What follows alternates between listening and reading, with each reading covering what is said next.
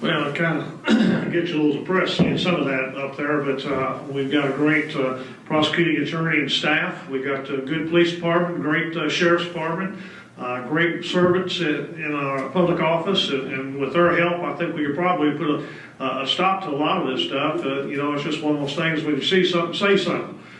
Get involved, be involved in the community. It's one thing to run for office, but it's another thing to take a public stand when you see some of this stuff take place. If you go to our website, you'll be able to see the strategic plan laid out and some of the things that are in the works. So I'm not going to rehash a lot of that. I'm just going to tell you where we're at with some of it. One of those things was to get a petition drive together to separate the water from city control into a commission. We've got about, I'm going to say 1/3 of the signatures we need for that. We're still working on it. Have some time to get that all together, but if you'd like to help us with it, we can definitely use some folks who gather up signatures and put this before the people to separate the water from the city into a separate commission that's elected to where we might be able to have a little bit more control over that. The other thing is that, what was the other thing I had?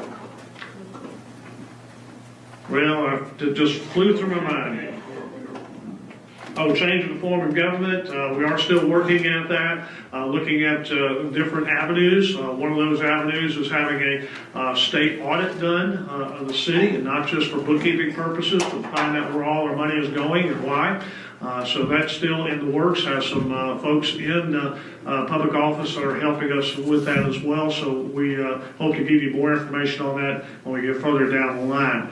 But let me just say this, there's a lot of things going on, a lot of things under the surface, and it's because the people made a decision, I want to do something. I don't want to just sit by and just allow this to continue. We're going to take it and take some steps to try to move the needle a little bit. And it is moving. The needle is moving. It's moving a little bit slower than perhaps we'd like it to, but we are seeing some changes take place, and I do believe in the future, especially as we start getting good people elected in good positions.